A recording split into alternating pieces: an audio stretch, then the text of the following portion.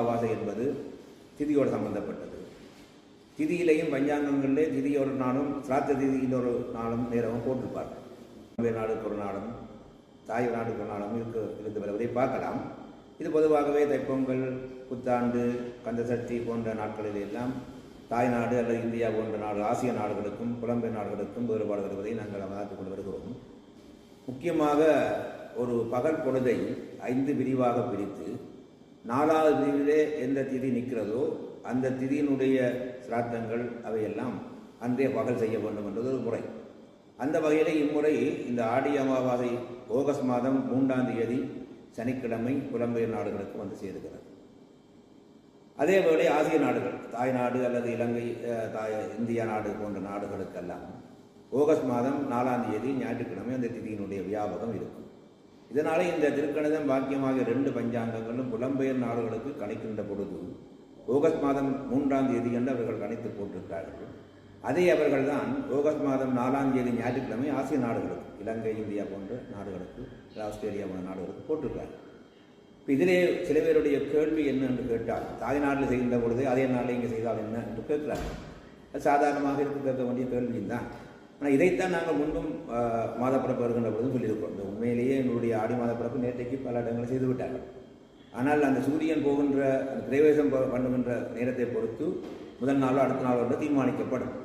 எங்களுக்கு இந்த பகல் பொழுதிலே இந்த கடகராசிக்கு சூரியன் போனபடியால் ஆடி மாத பிறப்பு நேற்றைய தினம் வந்துவிட்டது.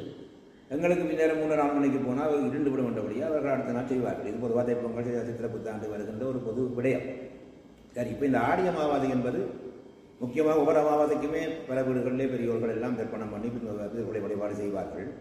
தெற்கநாயனம் தெற்கு பக்கம் போகின்ற சூரியனுடைய அந்த வழியிலே பிதர்களுடைய கூடுதலான ஆசை கிடைக்கின்ற நாள் என்ற வகையிலே தான் தெற்கு, அதாவது இந்த தெற்கநாயனத்தினுடைய முதல் வருகின்ற அந்த அமாவாசைக்கு சிறப்பு. ஆகவே இந்த அமாவாசை திதி வந்து மாலையில் எப்போ இருக்குதோ அன்றைக்கு காலையாக நம்ம செய்யலாம். அப்படி என்று பார்த்தோம் என்றால் இந்த ஆகஸ்ட் மாதம் 3ஆம் தேதி சனிக்கிழமை சூரிய உதயம் 5:57 வந்து போட்டிருப்பார்கள். அஸ்தமனம் வந்து இரவு 8:44. சரி, அன்னளவாக நாங்கள் இதை மாற்றி பார்த்தோம்னா காலையில் 6 மணிக்கு உதித்து இரவு 9 மணிக்கு இந்த புலம்பெயர் நாடுகள் குறிப்பாக லண்டனை மையமாக சொல்லுது 9 மணிக்கு மறைகிறது. அப்போ பகல் வானத்தை 5ஆக பிரிக்க வேண்டும். பகல் வானம் என்பது சூரியன் உதிர்க்கிறதிலிருந்து மறையம் இருக்கக்கூடிய காலம். இது வந்து ஆசிய நாடுகளில் குறிப்பாக இலங்கை இந்திய நாடுகளில் 6 மணிக்கு உதித்து 6 மணிக்கு மறைவது என்பது பொதுவான எல்லா நாள்லையும் இருக்கும். ஒரு 5-10 வருஷம் முன்பின்னா வரலாம். ஆனால் புலம்பெயர் நாடுகளில் 2 விஷயம் இருக்குது. ஒன்று விண்டர் காலம், சமர் காலம், குளிர்காலம், கோடைக்காலம். இவையற்ற வருகின்ற அந்த பகல் மானங்கள் வித்தியாசம். ஆகவே இந்த ஆகஸ்ட் மாதம் 3ஆம் தேதி பகல் மானம் என்பது 15 மணித்தியாலும் வருது. சுமார் அன்னளவாக நான் சொல்லுவேன். 5-10 நிமிஷம் முந்தி பார்க்கலாம் 6 மணிலேருந்து 9 மணி, காலையில் 6லேருந்து இரவு 9 மணிக்கு இருக்கக்கூடிய காலம் 15 மணித்தியாலம் வருகிறது. அதை நாங்கள் 5 பிரிவாக பிரிக்க வேண்டும். அது 3 மணித்தியாலமாக கணக்கு பண்ணப்படும்.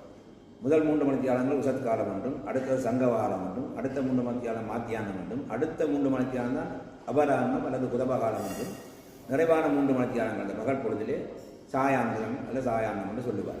இதிலே இந்த 4வது பகுதியில் எப்போ திதி நீக்குதோ அன்றைய காலமே இந்த சிராத்த திதி என்று கொள்ளப்பட வேண்டும். அதாவது குதபகாலம் அல்லது அபராணம் என்று சொல்லுவார். அப்போ நாங்கள் எங்களுக்கு இந்த குறிப்பாக ஆகஸ்ட் மாதம் 3ஆம் தேதி 11:53 11:22 அந்த இது முடிகிறது. சதுர்த்தசி முடிஞ்சு அமாவாசை தொடங்குது. ஞாயிற்றுக்கிழமை 12 மணி 12 நிமிஷத்துக்கு திருக்கணிதப்படி அமாவாசை அட்டு போகும். அதே தான் ஒரு 5-10 நிமிஷம் பிந்தி இந்த பாக்கியத்து கணிப்பிலையும் இருக்கும்.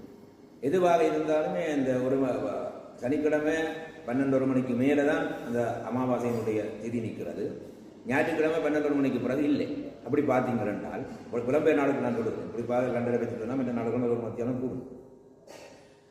சனிக்கிழமை தான் எங்களுக்கு அந்த 4வது பகுதியாக அபராணம் அல்லது அந்த புதபகாலம் பிதர்களுடைய காலத்தில் செய்யக்கூடிய திதியை செய்ய வேண்டிய முறை எங்களுக்கு இருக்கிறது. இப்போ நாங்கள் பல பேர் இருக்கிற ஊரோட ஒத்து போனால் என்னென்று எல்லாத்துக்கும் ஊரோட ஒத்து போகின்ற விஷயங்கள் விலை இருக்கின்றன. ஆனால் அந்த தீ வழிபாடு காதை நாங்கள் ஊரோட ஒத்து இங்கே மாற்ற முடியாது. அங்கே தேப்பாக்கோட்டு வச்சுக்கொண்டு நாங்கள் இங்கே திரிக்க முடியாது. இங்கே இந்த நேரத்துக்கு விஷயங்கள் நாங்கள் செய்து கொண்டிருக்கிறோம். ஊரோட ஒத்து போகணும்னு சொன்னால் காலம் அப்படியே 2 மணிக்கு ஒழுங்கு போகணும். என்னங்க நாங்கள் இங்கே 2 மணி நாங்கள் அப்படி இங்கிருந்தோம் அது ஒழுங்கு வேலையை போவார். அல்லது நாங்கள் 11 6 மணி 7 மணி என்றால் அவர்கள் படுத்துருவார்கள், நாங்களே படுக்க முடியாது. அப்போ எத்தனை விஷயங்கள் நாங்கள் ஊரோட ஒத்து போக முடியாமல் இருக்கிறது. ஆகவே இந்த திதியும் அப்படி தான் காலாவதியான ஒரு பொருளை நாங்கள் எப்படி பாவிக்காமல் விடுகிறோமோ அதே போல் திதி முடிஞ்சா பிறகு அதை செய்வதில் பிரயோஜனம் இல்லை என்பதை பல சிவாச்சாரியார்கள் பல ஆலய நிர்வாகர்கள் அடியார்கள் உணர்ந்து கொண்டிருக்கிறார். இளைஞர்கள் கூட வந்துட்டார்.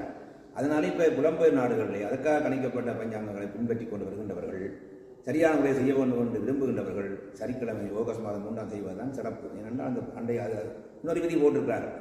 ஒரு திதி 2 நாள் பிரிந்து வந்து நின்றால் சிராத்தம் சம்பந்தமாக செய்கின்றவர்களுக்கு எப்போ மாலை பொழுதிலே கூடுதலாக திதி நிற்கிறதோ அன்றையே அந்த திதியை ஜெயிக்க. சில பேர் நிற்கிறது காலை அமாவாசையில் தானே எப்படி செய்கிறது, அமாவாசை காலம் நிற்க வேண்டும் என்றதில்லை. சாயந்தரம் என்ன திதி நிற்கிறதோ அன்றைக்கு அந்த திதியினுடைய பூஜைகளை நாங்கள் செய்ய வேண்டும். ஆகவே ஞாயிற்றுக்கிழமை பின்னேறம் இல்லாதபடியால் சனிக்கிழமை பின்னேறம் எங்களுக்கு இருக்கிறது. ஞாயிற்றுக்கிழமை பின்னேறம் தாய் நாட்டுக்கோ ஆசிய நாடுகளுக்கு இருக்கும். எங்களுக்கு 1 மணிக்கு முடியுதுன்னா அவைக்கு அங்கே 5:30 வரைக்கும் இருக்கும். அவை இந்த 4வது கால பகுதிக்கு அவைக்கு இருக்கும்.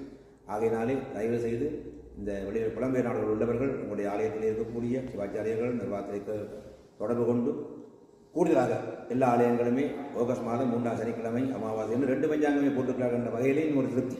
ஏனென்றால் அவர்களால் அங்கேயும் அடுத்த நாள் போட்டு இங்கேயும் போடுகிறார்கள். ஆகவே தயவு செய்து நாங்கள் உங்களுடைய கற்பவதி கற்பிற ஆலயத்திலையும் காலை 8 மணிக்கு இந்த அபிஷேகத்தோடு ஆரம்பமாகி மோட்ச தீபம் ஏற்றுதல், மோட்சர்ச்சனை செய்தல், எழுந்தண்ணீர் வளைத்தல் போன்றவற்றின் மூலமாகத்தான் பெரியவருடைய முன்னோருடைய இறந்த மூதாதையருடைய ஆதியை நாங்கள் பெற்றுக்கொள்ளலாம். அதனால் எங்கள் குடும்பத்திற்கு நிலங்களும் வளங்களும் கிடைக்கின்றது.